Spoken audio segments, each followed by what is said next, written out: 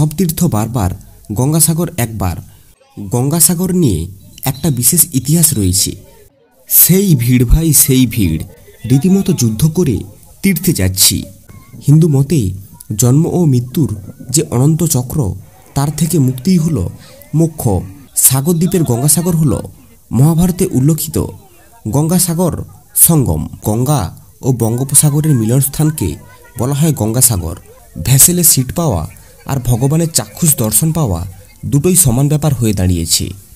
কথিত আছে সব তীর্থ বারবার, গঙ্গাসাগর একবার। তবে এই বছরে ভারতবর্ষের সর্ববৃহৎ দুটি মেলা একসাথে পড়েছে, মহাকুম্ভ মেলা এবং গঙ্গাসাগর মেলা। তবে আমার মনে হয় নিজের ইচ্ছেটা সবার আগে দরকার, তারপর ঈশ্বর তার কাছে ডাকবে কি না ডাকবে সেটা ওনার ব্যাপার। এই আমার আর ওনার ইচ্ছে এবং অনিচ্ছার মতভেদে ঠিক করলাম গঙ্গাসাগর মেলাটাই আগে দর্শন করব। তবে গঙ্গাসাগরের ভিডিওর পরেই আসবে ইস্ট সিকিমের বাকি ভিডিওগুলো।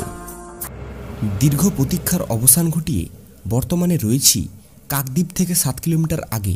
সবার প্রথমে বলি গঙ্গাসাগরে আসবেন কিভাবে। শিয়ালদাহের সাউথ সেকশন থেকে নামখানা বা কাকদ্বীপ যাওয়ার লোকাল ট্রেন অ্যাভেলেবল পেয়ে যাবেন। এছাড়াও কলকাতার মিলেনিয়াম পার্ক, বাবুঘাট থেকে ডাইরেক্ট ক্রুজে করে পৌঁছে যেতে পারেন গঙ্গাসাগর অর্থাৎ কুচুবেড়িয়া ঘাট পর্যন্ত। শিয়ালদাহ থেকে কাকদ্বীপ পর্যন্ত ট্রেনে ভাড়া রয়েছে 25 টাকা এবং সময় লাগবে ওই 2.5 ঘন্টার মতো। ট্রেনে করে কাকদ্বীপ পৌঁছে সবার প্রথমে টোটো ধরে আসতে হবে লট নাম্বার 8-এ। আমার উল্টো দিকেই রয়েছে গঙ্গাসাগরের বাস বা প্রাইভেট কার পার্কিং জোন। এটাই হলো লট নাম্বার 8-এর গেট। টোটোতে করে এলে এখানেই নেমে যাবেন।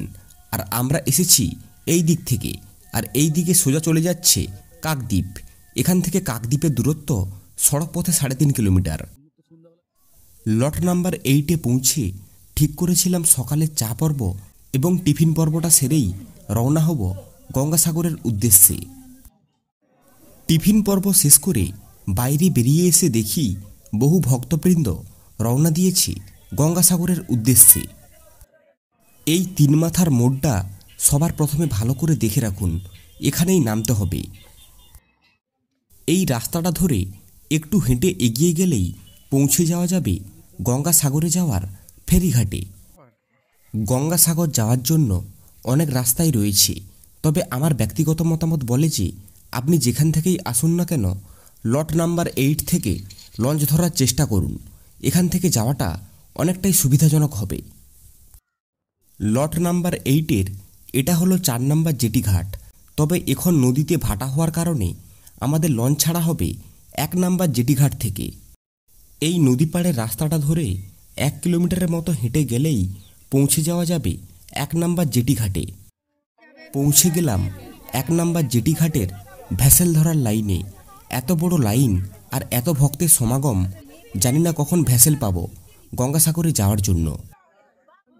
লাইনে দাঁড়ানোর সময় আপনি ওই পাড়ে পুজো দেওয়ার জন্য 20 টাকা দিয়ে ফুল এবং নারকেলও কিনে নিতে পারেন। কচুবেড়িয়া যাওয়ার জন্য 9 টাকা দিয়ে ভ্যাসেলের টিকিট কেটে নিয়েছিলাম। আপনি টিকিট কেটেও লাইনে দাঁড়াতে পারেন, অথবা লাইন দিয়ে ফেরিঘাটের কাছে গিয়েও টিকিট কেটে নিতে পারেন। সময় সকাল 8:31। প্রায় 30 মিনিট ধরে এখনও লাইনে দাঁড়িয়ে রয়েছি ভ্যাসেল ধরার জন্য। এই ব্যারিকেডটা ক্রস করে পৌঁছাতে হবে ঘাটে। এই হলো টিকিট কাউন্টার, এখান থেকেই টিকিট করতে হবে। এখন যাচ্ছি ভ্যাসেল ধরার জন্য। ভিড়টা জাস্ট দেখুন একবার, মারাত্মক লেভেলের ভিড় রয়েছে। এখান থেকে ব্রিজ ধরে যেতে হবে ভ্যাসেল পর্যন্ত। আমরা যেই লাইনে দাঁড়িয়ে রয়েছি এর বাম দিক দিয়ে আমরা যাব, আর ডান দিক দিয়ে আসবে যারা ভ্যাসেল থেকে নামবে তাদের জন্য। বিভৎস ভিড়। গঙ্গাসাগরে গঙ্গা স্নান করতে হলে কষ্ট তো করতেই হবে। ফেরিঘাটের কাছে রাস্তার 2 পাশে খাবারের অনেক ছোট ছোট দোকান পেয়ে যাবেন। আর গঙ্গাসাগরের জল বাড়ি নিয়ে যাওয়ার জন্য ছোট ছোট জলের ড্রামও পেয়ে যাবেন কেনার জন্য। এখানেই টিকিট দেখিয়ে উঠতে হবে ভ্যাসেলে। যাদের বড় বড় লাগেজ রয়েছে আর বয়স্ক মানুষদের একটু প্রবলেম হবে এত ভিড় ঠেলে ভেসেল ধরার জন্য। তবে আমি মনে করি যাদের প্রবলেম হবে তারা একটু শেষের দিকে যাবেন, চিন্তার কোনো কারণ নেই। লট নাম্বার 8 থেকে গঙ্গাসাগর যাওয়ার জন্য ভেসেল ঠিক পেয়েই যাবেন। আমরা প্রথমে লাইনে দাঁড়িয়েছিলাম, আবার মাঝামাঝি জায়গায় এসে আবার দাঁড় করিয়ে দিল।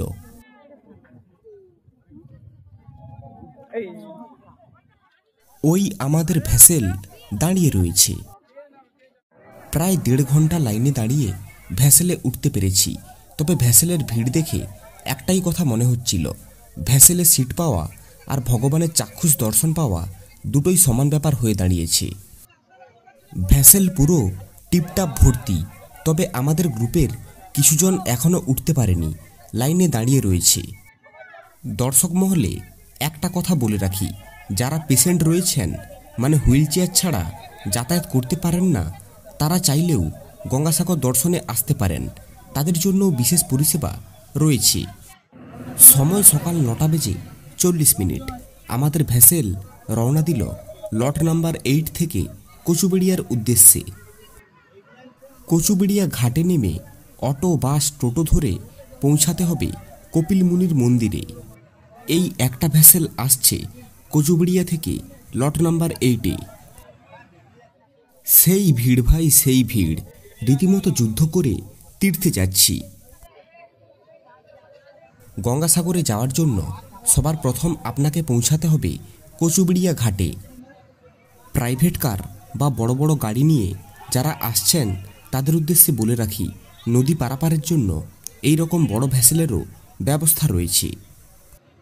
পূর্ব ও পশ্চিম 2 মেদিনীপুরবাসীদের উদ্দেশ্যে বলে রাখি, আপনারা এতটা পথ না ঘুরে হলদিয়া হয়েও আসতে পারেন। হলদিয়া টাউনশিপ এবং গেঁওখালি থেকে ডাইরেক্ট ভেসেল পাবেন গঙ্গাসাগরে আসার জন্য, আর সময় লাগে প্রায় 4.5 ঘন্টার মতো। তবে ডাইরেক্ট গঙ্গাসাগরে আসার ভেসেলের টাইম টেবিলটা জেনেই তারপর সিদ্ধান্ত নিন। এছাড়াও কুকুড়াহাটি থেকে ডায়মন্ড হারবার আসার অ্যাভেলেবেল ভেসেল পেয়ে যাবেন। আর ডায়মন্ড হারবার থেকে লট নাম্বার 8 হয়ে আমি যেভাবে যাচ্ছি এইভাবেও যেতে পারেন।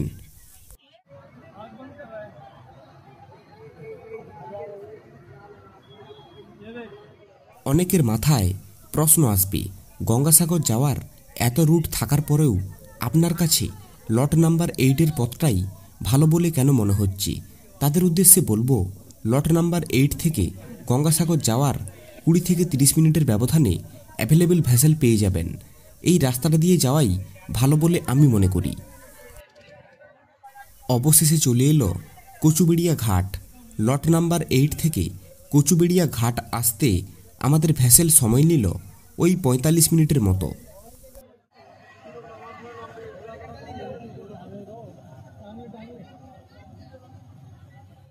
চলুন এবার বাইরে যাব।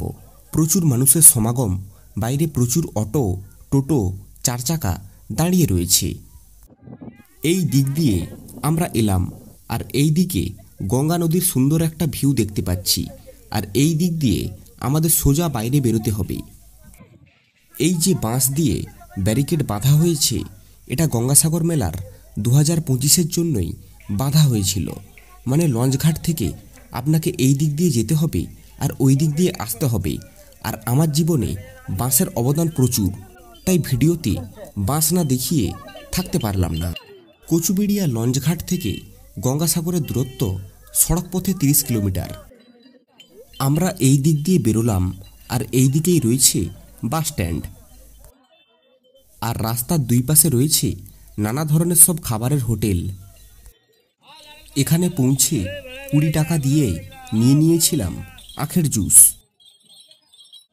ফেরিঘাট থেকে বেরিয়ে ডান দিকেই রয়েছে শৌচালয়, আর ঠিক তার পাশেই রয়েছে এই দিক দিয়ে লট নাম্বার 8-এ যাওয়ার ভেসেলের টিকিট ঘর। খানিকটা এগিয়ে এলেই বাস পেয়ে যাবেন, অটো পেয়ে যাবেন, এছাড়াও প্রাইভেট কার, টোটোও পেয়ে যাবেন, এমনকি ম্যাজিক গাড়িও পেয়ে যাবেন। আপনি রিজার্ভ করেও যেতে পারেন, আবার শেয়ারিংয়েও যেতে পারেন। এবার ব্যাপার হলো এখান থেকে আপনি যাবেন কিভাবে। তার উত্তরে বলবো, আপনার পকেটের গভীরতা যত বেশি আপনি সেইভাবেই যাবেন।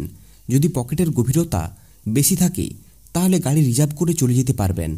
আর আমার মতো বাসে যেতে চাইলে সামনে একটু হেঁটে এগিয়ে এলেই বাস স্ট্যান্ড পেয়ে যাবেন।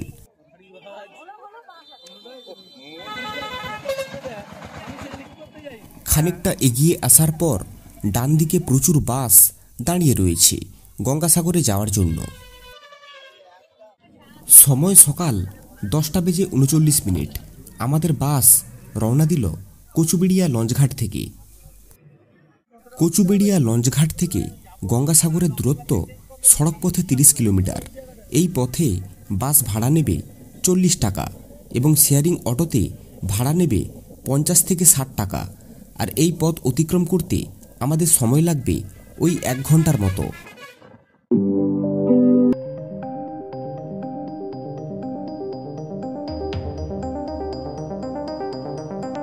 এটাই হলো গঙ্গাসাগরের বাস স্ট্যান্ড। আপনি বাসে আসুন আর অটোতে আসুন, এখানেই কিন্তু আপনাকে নামিয়ে দেবে। আর এই বাস স্ট্যান্ডের উল্টো দিকেই রয়েছে অসংখ্য শৌচালয়। বাস স্ট্যান্ড থেকে গঙ্গাসাগরের মেলা যেতে সময় লাগবে ওই মিনিট 10 মতো।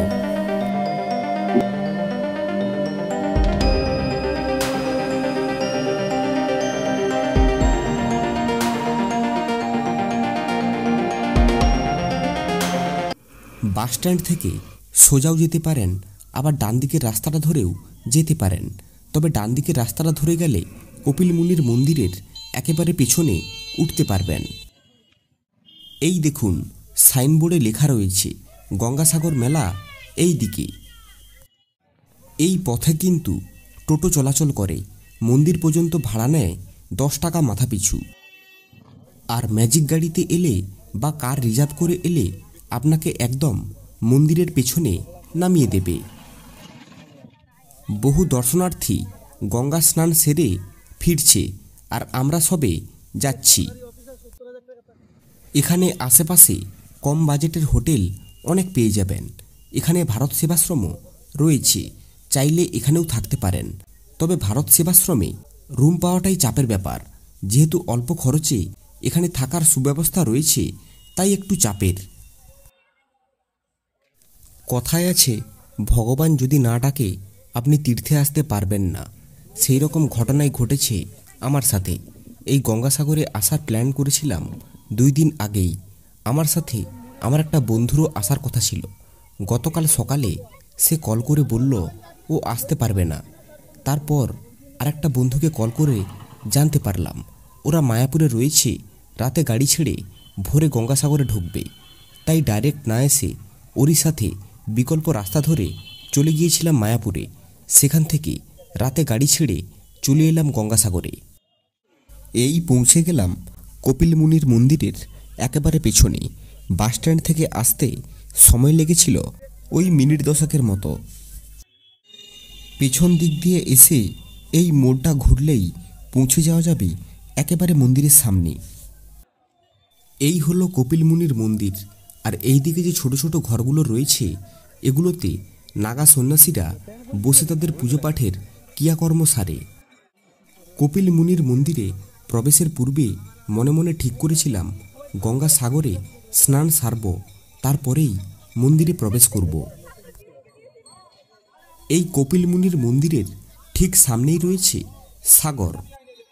গঙ্গাসাগর নিয়ে একটা বিশেষ ইতিহাস রয়েছে, সেটা নিয়ে একটু না বললে হয়তো এই জায়গাটায় আসা বৃথা মাত্র।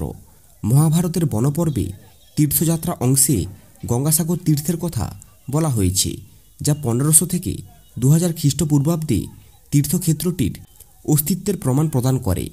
মহাভারত অনুযায়ী পাণ্ডবগণ কৌশিক নদী তটদেশ থেকে যাত্রা করে গঙ্গাসাগর সঙ্গমে গঙ্গা ও সাগরের মিলনস্থলে উপস্থিত হন। হিন্দু ধর্মবিশ্বাসীদের মতে পশ্চিমবঙ্গের সমুদ্র উপকূলে গঙ্গার প্রধান 2টি শাখার একটি ভাগীরথী হুগলি নদীর মোহনায় অবস্থিত সাগর দ্বীপের গঙ্গাসাগর হল মহাভারতে উল্লেখিত গঙ্গাসাগর সঙ্গম। তবে ভাঙা মেলায় এখনো পর্যন্ত যা ভিড় দেখতে পাচ্ছি, তা দেখে তো মনে হয় না যে কুম্ভ মেলা আর গঙ্গাসাগর মেলা একসাথে পড়ায় কোনো রকম দর্শনার্থী কম হওয়ার ছাপ পড়েছে বলে। কিংবদন্তি আছে গঙ্গাসাগরে সাংখ্য দর্শনের আদি প্রবক্তা কপিল মুনির আশ্রম ছিল। একদা কপিল মুনির ক্রোধাগ্নিতে সগর রাজার ৬০,০০০ পুত্র ভস্মীভূত হন এবং তাদের আত্মা নরকে নিক্ষিপ্ত হয়। সগর রাজার পুত্র ভগীরথ স্বর্গ থেকে গঙ্গাকে নিয়ে এসে সগর পুত্রদের ভস্মাবশেষ ধুয়ে ফেলেন এবং তাদের আত্মাকে মুক্ত করে দেন। দর্শক মহলে একটা কথা জানিয়ে রাখি, গঙ্গাসাগর মেলা তো বর্তমানে শেষ, তবে এখানকার কর্তৃপক্ষের কাছে জানতে পারলাম এখনও ১ মাস ধরে এখানে দর্শনার্থীদের এই রকম আসা যাওয়া লেগেই থাকে। তাই আপনারা যারা মেলার সময় আসতে পারেননি, এই সময় এসে এই গঙ্গাসাগর ঘুরে যেতেই পারেন। গঙ্গাসাগরে গঙ্গা স্নানের জন্য সাগর পাড়ে ভিড়টা জাস্ট দেখুন একবার। হুগলি নদী অর্থাৎ গঙ্গা ও বঙ্গোপসাগরের মিলনস্থানকে বলা হয় গঙ্গাসাগর। এটি একদিকে তীর্থভূমি, আবার অন্যদিকে মেলাভূমি। এই দুয়ের মেলবন্ধনে আবদ্ধ গঙ্গাসাগর মেলা। এই সাগরদ্বীপ হল বঙ্গোপসাগরের মহাদেশীয় সোপানে অবস্থিত একটি দ্বীপ। এই দ্বীপটি কলকাতা শহর থেকে ১০০ কিলোমিটার দূরে অবস্থিত। গঙ্গা নদীর মর্তে প্রত্যাবর্তন ও সগর রাজার পুত্রদের জীবন বিসর্জনের লোকগাথাকে ঘিরে গড়ে উঠেছে এই বিখ্যাত তীর্থস্থান গঙ্গাসাগর। গঙ্গাসাগর মেলা দ্বিতীয় বৃহত্তম হিন্দু মেলা কুম্ভ মেলার পরেই রয়েছে এই মেলার স্থান। এই স্থানটি হিন্দুদের কাছে পবিত্র তীর্থ, তাই প্রতি বছর পৌষ সংক্রান্তির দিন এখানে বহু লোক তীর্থস্থান করতে আসেন। তবে উত্তর ভারত থেকে আগত পুণ্যার্থীদের ভিড়ই বেশি হয় সর্বাধিক। তবে মকর সংক্রান্তির দিনটি একক দিন হিসেবে সবচেয়ে বেশি সংখ্যক পুণ্যার্থীদের আকর্ষণ করে। প্রার্থনা সহ স্নান বা নদীর জলে ডুব দেওয়া হলো সমস্ত তীর্থযাত্রীদের জন্য গঙ্গাসাগর মেলার কেন্দ্রীয় আচার অনুষ্ঠান। হিন্দু মতে জন্ম ও মৃত্যুর যে অনন্ত চক্র, তার থেকে মুক্তিই হলো মোক্ষ।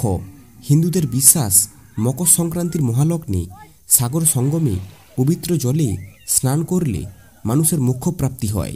সেই কারণে সারা বিশ্ব থেকে লক্ষ লক্ষ পুণ্যার্থী মকর সংক্রান্তি উপলক্ষে গঙ্গাসাগরে উপস্থিত হন।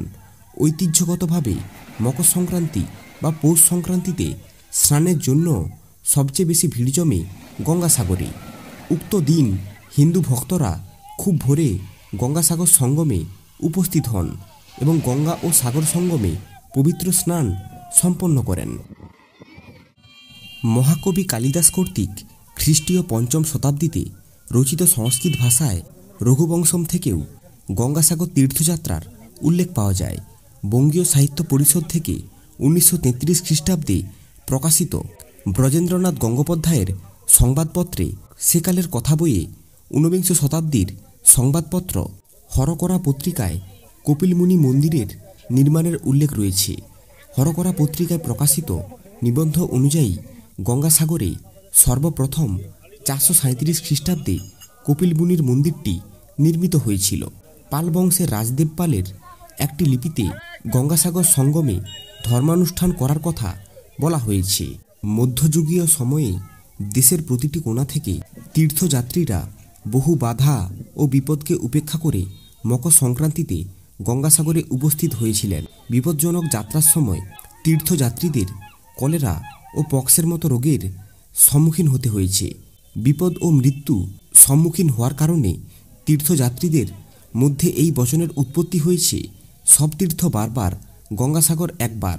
বঙ্কিমচন্দ্র চট্টোপাধ্যায়ের রচিত কপালকুণ্ডলায় গঙ্গাসাগরে পৌঁছানোর জন্য একটি বিপজ্জনক যাত্রার আভাস রয়েছে। মন্দিরের পাশে এই রকম কয়েকটা হলরুমের মতন রয়েছে। যারা মন্দিরে পুজো দিতে চান এখান থেকে পুজো দেওয়ার সামগ্রী কিনে নিতে পারেন। কিন্তু ভাঙা মেলায় এত ভিড় হবে এটা তো কল্পনাতেও ভাবতে পারিনি। মন্দিরের পাশেই রয়েছে পবিত্র কপিলমুনির সরোবর। এই জায়গাটায় কিন্তু বিকেলে বসে বেশ গল্প টল্প করা যায়। বসার জায়গা রয়েছে, এখানে বসে অনেকটা সময় কাটানো যেতেই পারে। জুতো খুলে আমরা এবার প্রবেশ করব কপিলমুনির মন্দিরে। মন্দিরের ভেতরেও সেই লেভেলের ভিড় পুজো দেওয়ার জন্য। প্রথমেই দেখতে পাবেন শ্রী নরসিংহ ভগবানের একটা বিগ্রহ। তারপরেই রয়েছে রাধাকৃষ্ণ দরবার, তার পাশে রয়েছে হনুমানজি, তার পাশে রয়েছে সীতারাম দরবার এবং সবার মাঝে রয়েছে মা গঙ্গা দেবী, কপিলমুনি এবং রাজা সগর। এই কপিলমুনির মন্দির খোলা থাকে সকাল 5:40 থেকে সন্ধ্যা 7টা পর্যন্ত এবং এই মন্দিরে প্রতিদিন 2বার আরতি হয়ে থাকে।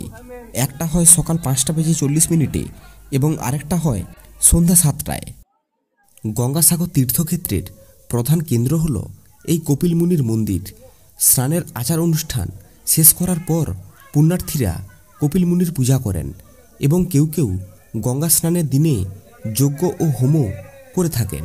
এমনকি কিছু ভক্ত গঙ্গা স্নানের দিনগুলিতে কঠোর উপবাসও পালন করেন। গঙ্গা স্নানের এই শুভ দিনে ভক্তরা দেবী গঙ্গার প্রতি কৃতজ্ঞতা প্রকাশ করে এবং জ্ঞাতসারে বা অজান্তে তাদের অপকর্মের জন্য ক্ষমা প্রার্থনা করে থাকেন। তবে এখানে পুজো দেওয়ার জন্য ভক্তবৃন্দদের বিশেষ ভিড় জমেছে। আর তার পাশে রয়েছে শিব দরবার, তার পাশে আছে বিশালাক্ষী বনদেবতা, তার পাশে দেবরাজ ইন্দ্র রয়েছে এবং সবার শেষে রয়েছে মা কালী। মন্দিরের সামনে রয়েছে একটা বিগ্রহ। ভেতরে পুজো দেওয়ার পরে ভক্তরা এখানে এসে ধাগা বেঁধে যে যার মনের ইচ্ছা জানাচ্ছে। জায়গাটায় কত সিঁদুর আলতার খোলা পড়ে আছে জাস্ট দেখুন। কপিলমুনির মন্দিরটি, যার নির্মাণ কাজ 1974 খ্রিস্টাব্দে সম্পন্ন হয়েছিল। ভারতের স্বাধীনতার পরে তীর্থক্ষেত্রটির উন্নতি শুরু হয়। বর্তমান সময়ে গঙ্গাসাগর মেলা ও তীর্থক্ষেত্র উপলক্ষে প্রত্যেক বছর পৌষ মাসে মকর সংক্রান্তি বা পৌষ সংক্রান্তির পুণ্যতিথিতে লক্ষ লক্ষ লোকের সমাগম ঘটে এই জায়গায়। এখান থেকে বেরোনোর আগে একবার ভালো করে মন্দিরটা দেখিয়ে দিই আপনাদের। মন্দিরের সামনেই রয়েছে ভক্তবৃন্দদের বিশ্রামের জন্য বিশ্রামাগার।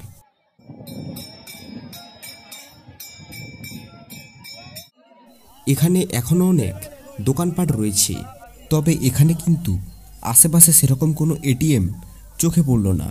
তাই আপনারা যারা আসছেন সাথে করে পর্যাপ্ত পরিমাণ টাকা নিয়ে আসবেন। মন্দির দর্শন সম্পূর্ণ। এবার কিছু খাবারের সন্ধান করতে হবে। মন্দির থেকে বেরিয়ে এসে এই 3 মাথার মোড়েই রয়েছে অনেক খাবারের হোটেল। এখানে আমরা নিয়েছিলাম 60 টাকা দিয়ে ভেজ থালি, তবে খাবারের মান মোটামুটি। আজ তবে ভিডিওটা এখানেই শেষ করি। ভিডিওটা যদি ভালো লেগে থাকে লাইক, কমেন্ট, শেয়ার করতে ভুলবেন না কিন্তু। ভালো থাকবেন, সুস্থ থাকবেন। আবারও হাজির হব নতুন ভিডিও, নতুন গন্তব্যের সাথে।